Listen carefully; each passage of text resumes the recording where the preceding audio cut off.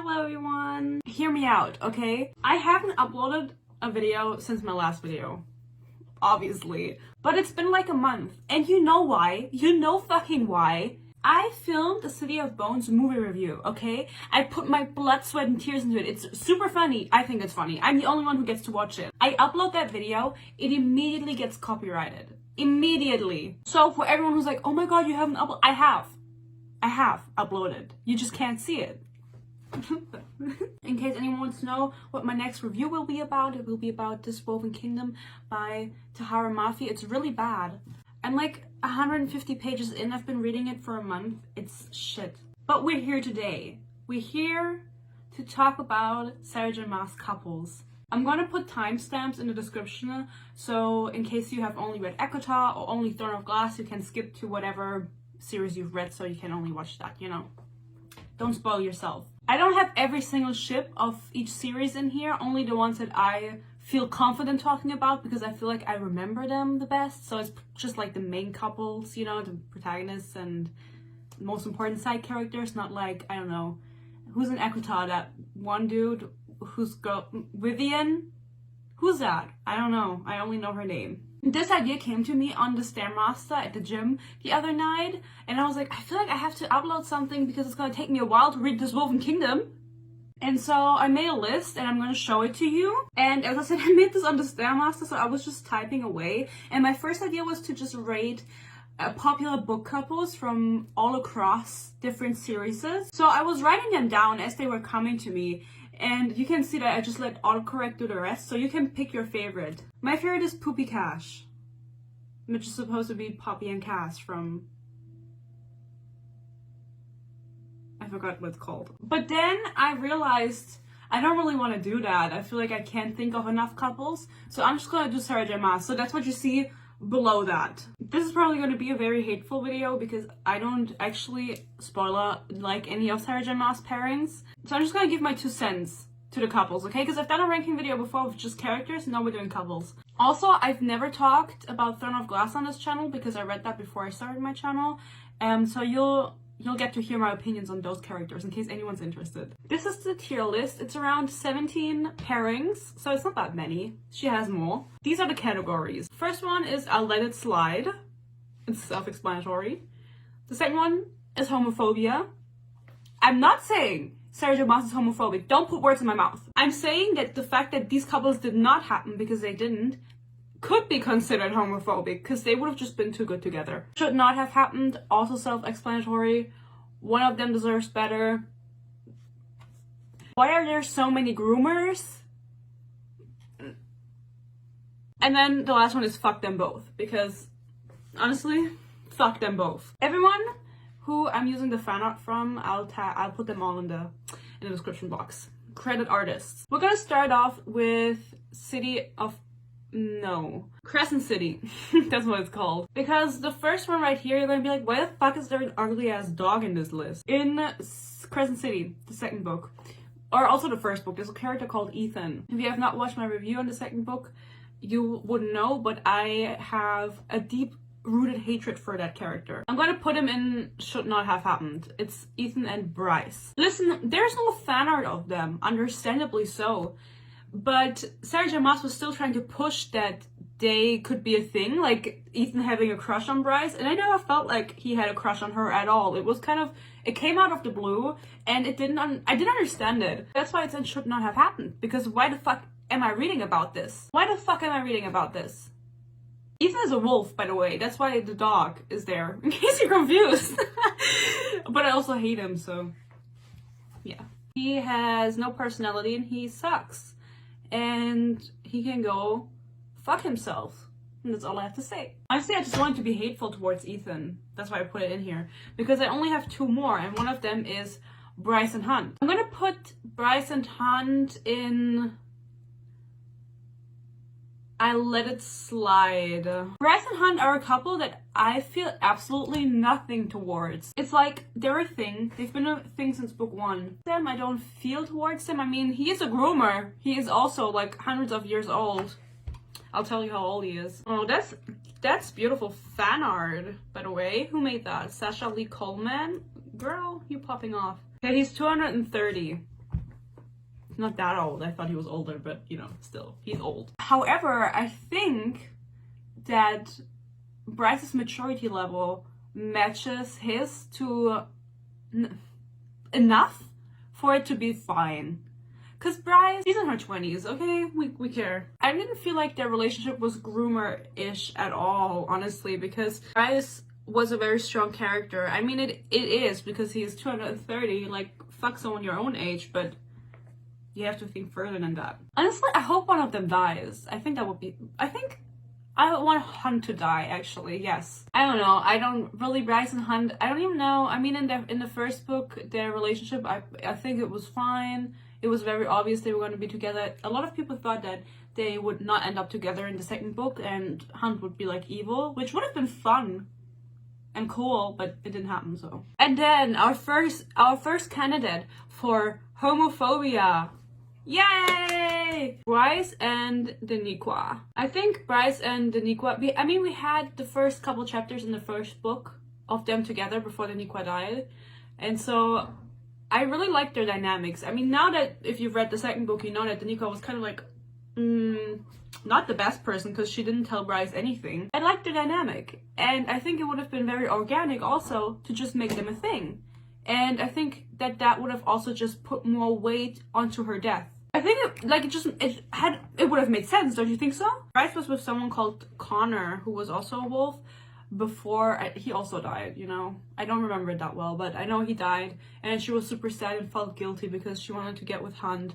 But it would have been so much more interesting if it would have been Daniqua. And that's already it for Crescent City, because I only put 3 pairings in here. I don't think that any of the other pairings are developed enough for me to like give an in-depth critique on them. For example, characters like Rune, Bryce's brother, he has a love interest, but I don't think I can like talk about it yet because they're not really a thing yet. And I don't think that, I mean, the side characters, the Bryce's best friends, I don't see much of their relationship either, so I don't have an opinion on them. I'm happy for them. Keep doing you. Next, let's do Throne of Glass. Throne of Glass I read when Queen of Shadows came out, and then I finished the series, but it was before I started my channel, so I did read all of the books and I was really invested, and Queen of Shadows is my favorite. It's like peak. Queen of Shadows is peak. So the first one that we have here, this is supposed to be Dorian and Selena. Now, this was like something that happened in the first book. I have all of them in here, and I couldn't find any good fan art, and it made me confused. I feel like their relationship was enough of a thing in the first, I don't know if it was only the first book, but early on for there to be at least some kind of fan art, but there was barely any, okay? Dorian and Selena, I feel like should not have been a thing, honestly. In the beginning of Throne of Glass, it was very generic. I mean, if you think about the first book and then the last book, it's like worlds different. I think by the time you reach the last Throne of Glass book, you can really tell that it's a Sarah J. Maas book. I don't remember that well what happened in the first couple books. I mean, I remember like some plot points, but I also primarily don't remember the writing.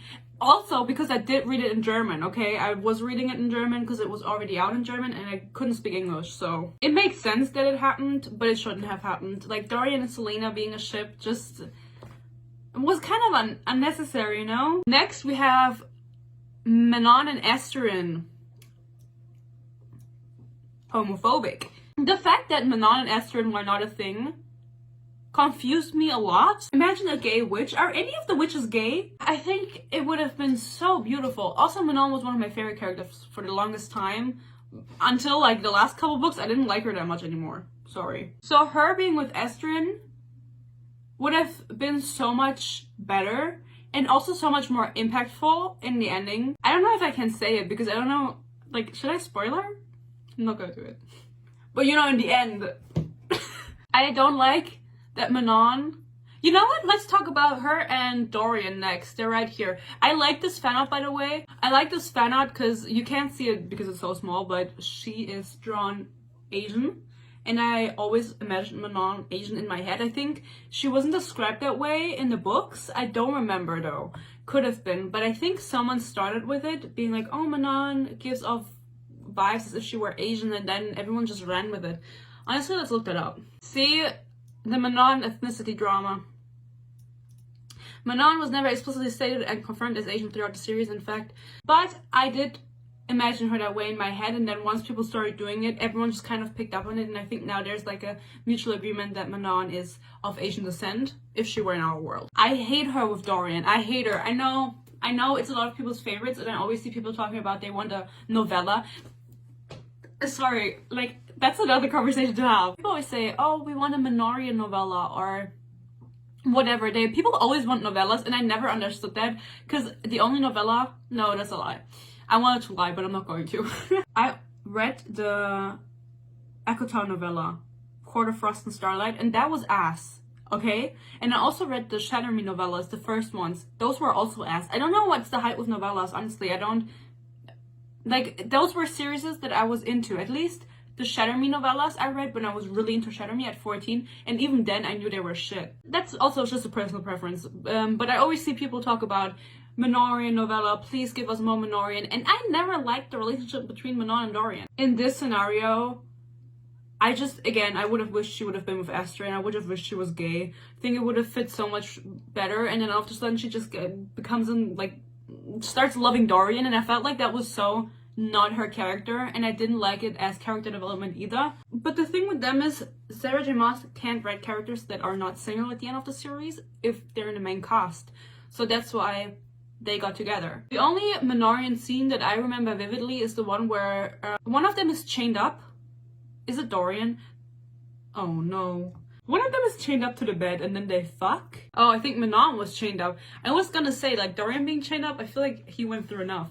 I think me not liking them together is a very unpopular opinion. I think they are a fan favorite, but I just felt like it wasn't what should have happened, at least from Manon. For Dorian, I have to say I didn't give a shit about Dorian, so I'm sorry. I'm sorry, I know, but whenever it was his POV and he was like, oh my god, I'm caught in my mind, I was like, I feel bad for you, but I don't care. It was very repetitive, a lot of inner dialogue, and I'm not into that, so.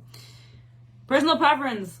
Our Queen Aelin with Rowan, and I'm gonna put that in, why are there so many groomers? I hate Rowan with a burning passion. The thing with these pairings is I have to rate them from a perspective of my younger self, and I just have to trust what I thought back then to still be valid now, because as I said, I read those books when they came out. Queen of Shadows I read when they came out, so it's been a few years. However, I can confidently say that I hated Rowan since Heir of Fire. I never understood it. I never got it. He's like a soggy piece of bread.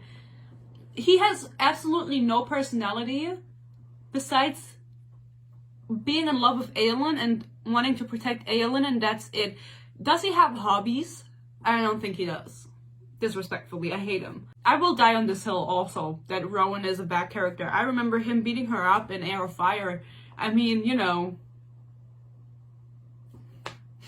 you shouldn't do that. Also, how old is Rowan now? And how old... Okay, Rowan is 350 plus years old. How long is his dick? No. I wanted to say, how old is Aelin? Why did I start the sentence like that? Aelin Galathinius. This bitch really just, you know, headbanged on her keyboard, and I was like, yeah, that's the name. Imagine this, by the way. What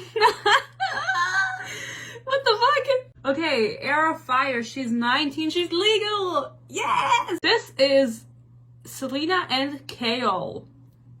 Yay! I'm so indifferent about their relationship too. I think it made more sense to Dorian and Selena for Kale to be with Selena, but he was like a bitch. He was a little bit of a bitch, and then he became disabled, but then he was healed, and he got a wife from the prequel, Irene, and I don't care about their relationship, but that's why it's not in here. Disrespectfully. Tower of Dawn, okay, is like a terrible book. I mean, why is that a thing? That's because y'all always talk about novellas. And then Sarah J. Maas goes and writes a full book. It's your fault. Tower of Dawn was fine once you got through the beginning, but it took me a long time to get through the beginning. And then it was fine. Then I actually liked it, but I don't ask me about nothing that happens in that book, because I don't remember a single fucking thing. Honestly, I'll put it in, I'll let it slide. I think Kale and Selena were fine, and they made sense. It made sense for them to be a pair, and I think we could have skipped the whole oh, let's be with Dorian and then be with Kale thing and just be with Kale. And then they would have, but it was like, I mean, it was like 2012 or something, so love triangles were still a thing. It's very much a 2012 book, Throne of Glass, I think. So, it's fine. This, I won't just let it slide. I will literally die on this hill. That Sam and Selena they're the best couple. No, honestly, I remember crying over Sam like every single day when I was 12, so I was 14. I'm not gonna lie. I was so mad. Not just for the fact that he died, but also for the fact that throughout the series, Selena thinks about him so many times, being like, oh my god, like visiting his grave and shit, and then by the end of the series, she doesn't even think about him at all anymore. And I think it would have been so nice to do a little like callback to him, because he's an absolute fan favorite, is he not? I think Sam's like the best male character Sarah Moss has ever written, and also the most normal one, honestly. Like, this dude was just an assassin, then he died. He wasn't even a groomer. I love Sam. And I loved Selena before everything happened to her. You know, with Sam together, if I had another tier, I didn't think about it, but if I had another tier that said peak, they would be in it. This one is Elide and Lochan, and I mean, this is gonna go into groomers. Elide and Lochan were fan favorites also, and when I read the books, I also liked them, actually. I'm not gonna lie, I did. But now that I have matured, I realized that their relationship is kind of ass. I mean, you know what vibes? It gives Vampire Diaries vibes. I don't know, he always gave me Damon vibes from Vampire Diaries, and I don't know why. The one thing that was like iconic about their relationship was the fact that Lochan he cut up his shirt, I think. I don't know if it was his shirt, but he cut up something so that Elide on her period could have some cloth so she wouldn't just fucking bleed everywhere. And it was so iconic that Sarah J. Maas was writing a character with a period and still she can't make a main character black. So anyway, their relationship, I mean, how old is Lochan? Elide is supposedly 18 to 19, and Lorcan is her mate? No, they're not mates. Sarah, I didn't notice. I forgot about this. Sarah strikes again. Name one character that is not anyone's mate. Challenge. You will fail. He's 500 plus, and he's with an 18-year-old girl. No. I don't know, man. I mean, you know, now that I'm older, I don't see the appeal of those relationships as much anymore, honestly, especially if the dude is like half 1,000 years old and this girl's 18. And I think, you know, the reason I think this is even worse is the fact that Elide grew up super sheltered and super, she came from an abusive household. I don't remember exactly how anymore, but she was very, like, she was like locked up and shit. And so what did she know about life? She didn't really know anything. And then this 500-year-old dude comes along and he's like, hey, I want to fuck. And she's like, okay. I mean, that's not how it went, but at the end, they're mates. So they are fucking, probably. Just imagine you've never had, like, anyone in your whole life see you as a human. And then Manon came and she was nice to her, but we're gonna disregard that. And then Lochan came and they hate each other at first, but then they grow to like each other. And then he's like, oh, have you ever fucked? And she's like, no. And then he's gonna be like, I'm gonna take your virginity and I'm 500 years old and now we're gonna be together for the rest of our lives and you don't get to be your own person anymore. Because now we're just gonna be like this all the time. I don't think that's right. Also, this is the same case with Poppy and Cass from... One day I'll be able to remember the name of this book. Shadow and... From Blood and Ash. There's no shadow in that fucking title. Poppy and Cass from Blood and Ash? From Blood and Ash? Their relationship is the same, and when I did my review, I said the same thing about them.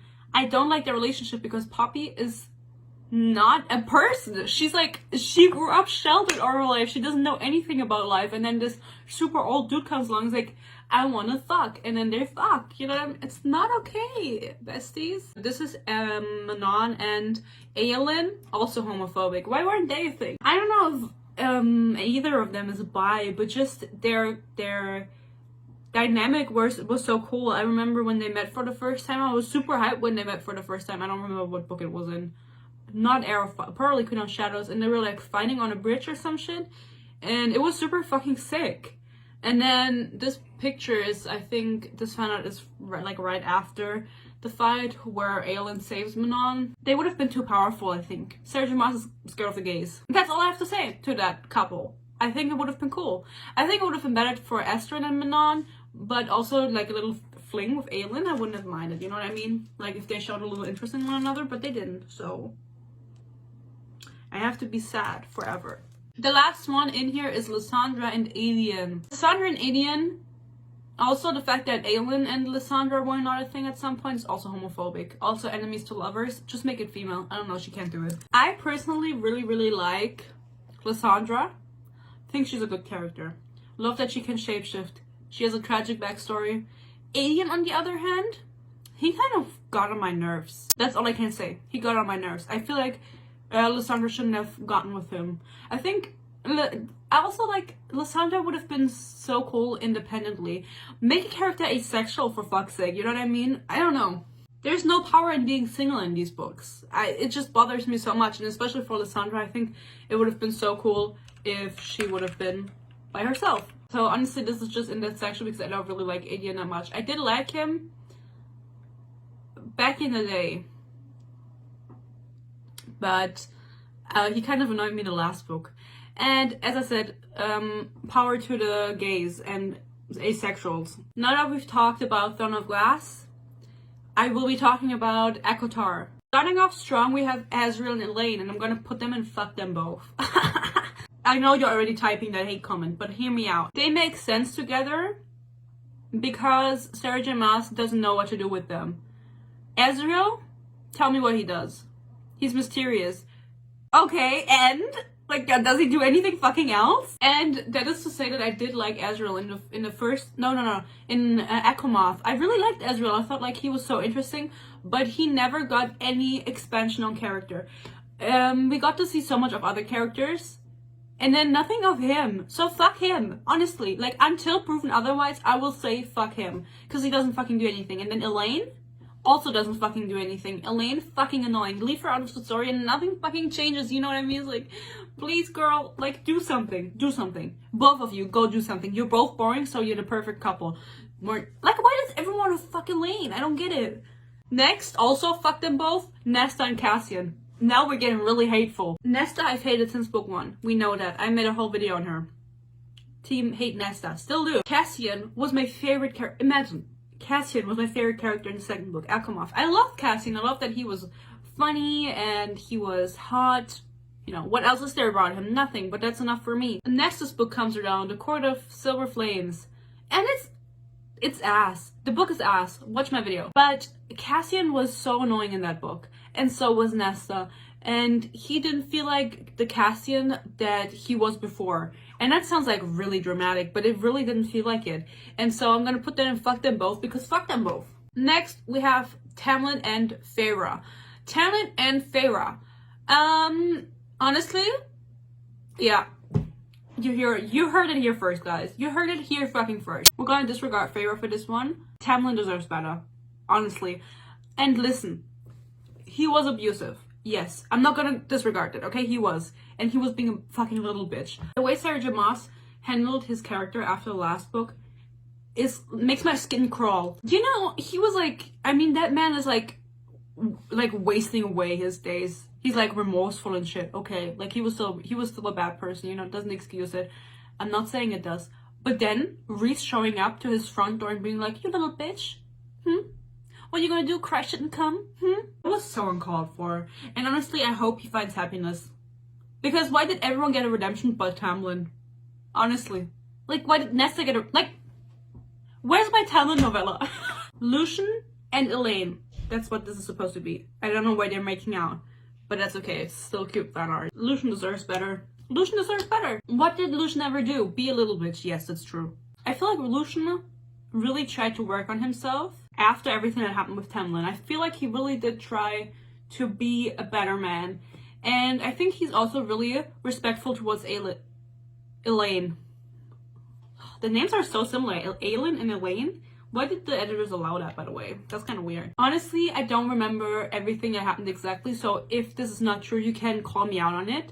But just from what I remember, I felt like he was always being respectful towards Elaine and respected the fact that she didn't want to be mates or felt like overwhelmed. Like, he still tried to approach her, which makes sense, but he tried to do it at her pace and being respectful and not like pushing her to do anything. But if that's not the case, call me out, because I don't remember exactly. And also, he gets so much hate, and I don't understand why. Because he's ginger? What do you... Like, red is coming back in trend, and everyone's hating on the gingers. Last but not least... Or, actually... they are least. Farah and Reese. Okay, hear me out. You really have to hear me out. Acromath was my favorite book for the longest time, okay? I'm not ashamed to say it. I'm not gonna lie to you. However, the way that Farah and Reese acted in the Nesta book, I hated. Actually, mostly Reese. Farah and Reese are both kind of stupid in that book, so they're like combined. At that point, I have to say fuck them both, because honestly, like, what was the whole pregnancy thing? And then they, you know why I say fuck them both? You remember how they bound their life to one another? I forgot about this until I like woke up in a cold sweat the other night and I remembered. They bound their life to each other, so meaning one of them dies, the other one automatically also dies because they don't want to live without each other. But now they have a full-on fucking child. That's gonna be an orphan fucking soon. See, like, they both just, I mean, I really liked the way they were in Acomath. I remember. They had their issues, definitely, but I liked them. And then everything after that just kind of went downhill. Like them, you know when Farah gave Reese head, like, and people were dying outside? Like, during a fucking battle? At war? Where the fuck did that come from? At this point, they don't feel like the characters that they were before, which is why I say fuck them both. But I will still say that, look, I would still fuck Reese. It would be like a hate fuck, you know what I mean? Like, you hate watch someone, like if you hate watch me, I would still hate fuck Reese because his dick is really big. Like all of the characters, because no one can have a small dick. Where's the representation? That's my tier list. If you do not agree, that's fine. If you do agree, that's also fine. Again, these are just fictional characters. I'm not trying to come for anyone personally. If this is your favorite person or your favorite, not favorite person, but a favorite ship in the whole entire world and it makes you happy, then that also makes me happy. But they don't make me happy individually. I hope you enjoyed this, even if you don't agree. And also if you did agree, then you had a field day. Until the next one, I hope you stay happy, you stay healthy, and hopefully I'll see you. Thanks for watching. Bye!